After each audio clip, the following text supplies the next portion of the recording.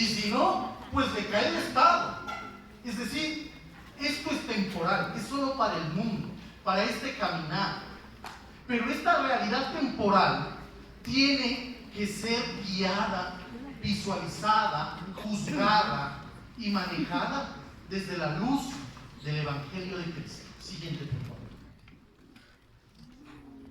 Doctrina social de la Iglesia.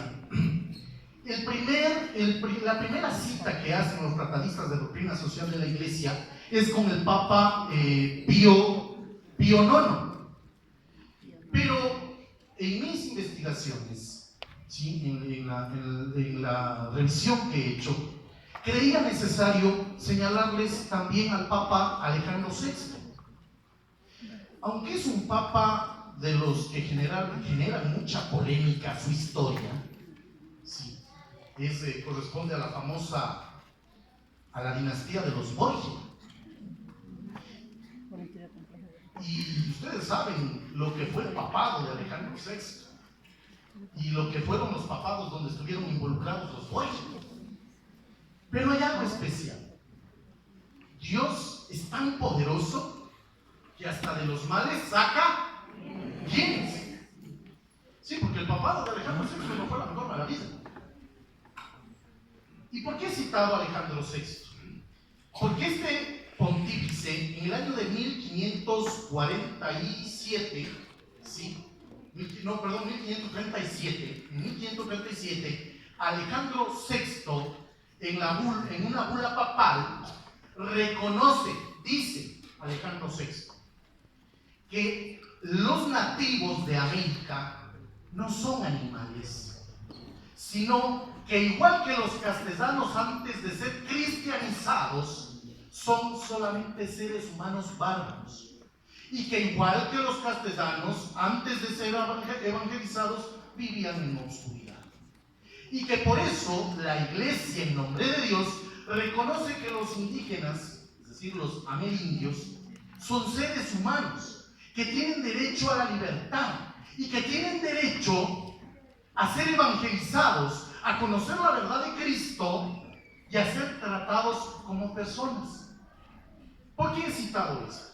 Porque resulta que el documento que Alejandro VI emite es, conjuntamente con derecho romano antiguo, es el fundamento de la Declaración de los Derechos del Hombre y del Ciudadano en la Revolución Francesa de 1789. Y la Declaración de los Derechos del Hombre y del Ciudadano en 1789 es la base de la Declaración Universal de los Derechos Humanos.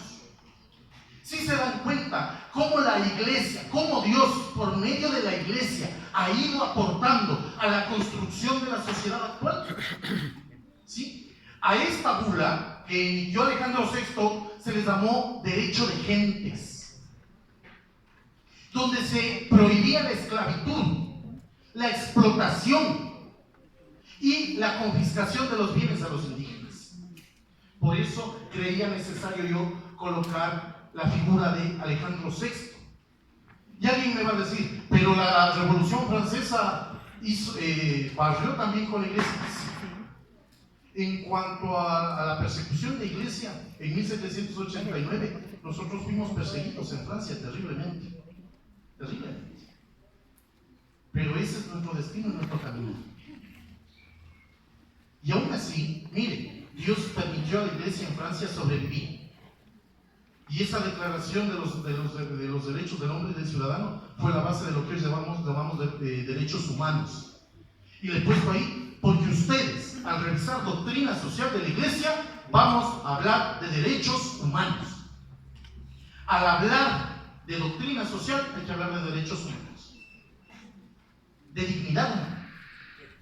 Luego, el Papa Pío IX, ¿sí?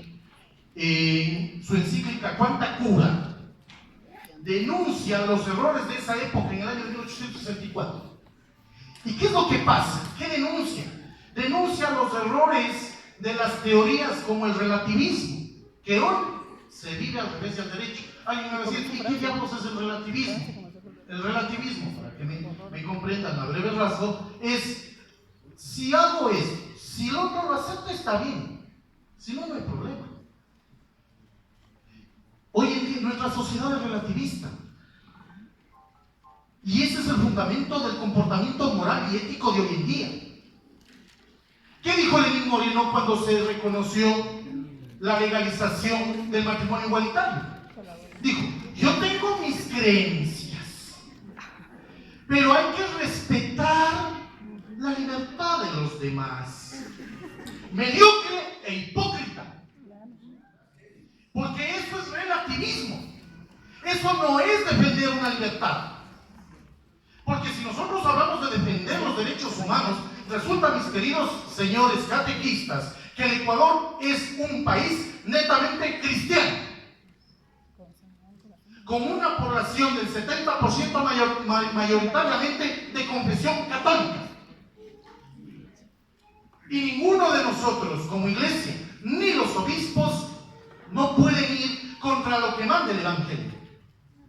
Entonces decir que él tiene sus creencias, pero que hay que respetar, es el hipócrita. Y eso es el relativista. Eso es el relativismo. En tanto en cuanto a usted no le haga daño, con que si a mí me gusta, pues fresco. Eso es el relativismo. ¿Sí? Relativizar las cosas. Para mí es bueno, para él puede ser malo. Con que vivamos en armonía, basta. Eso es hipocresía. Entonces el Papa Pío IX condenó el relativismo, condenó las doctrinas ateas y heréticas del comunismo, del socialismo, y condenó las teorías heréticas del liberalismo, que luego llegaría a nuestro país con la revolución alfarista. ¿Sí? Y ahora vemos el resultado de la evolución, de la imposición de estos cambios sociales. Vivimos en una sociedad en donde la vida ya no tiene valor. Yo decido, es mi libertad. De manera errada se acusó, nació la teoría del neoliberalismo. Y se decía que solamente correspondía a cambios en lo socioeconómico. Mentira. El neoliberalismo era un nuevo liberalismo, en donde especialmente se impulsa a dar al traste con todo aquello que tiene que ver con la moral, la ética, especialmente la moral cristiana. Pero mis queridos catequistas, si usted se da de espaldas a la moral cristiana, se da de espaldas también a la moral natural. Si usted le saca a Dios de la moral, nos queda la moral natural. Y la moral natural sigue acusando de inmoral todo lo que está pasando hoy en nuestra sociedad. Aborto, matrimonios igualitarios, eutanasia, pobreza, corrupción escandalosa, guerra, pornografía infantil y un montón de delitos que han lacerado la dignidad y la integridad del ser humano. El Papa León XIII, ¿sí?, escribe la encíclica Rerum Novarum, que es la base doctrinaria de la doctrina social de la Iglesia. Aquí está el punto más importante de la doctrina social de la Iglesia. Pío XI escribe la encíclica Quadragésimo Anno, es decir, a los 40 años de la Rerum Novarum, en donde denuncia y hace hincapié en la necesidad de mejorar la situación de los trabajadores.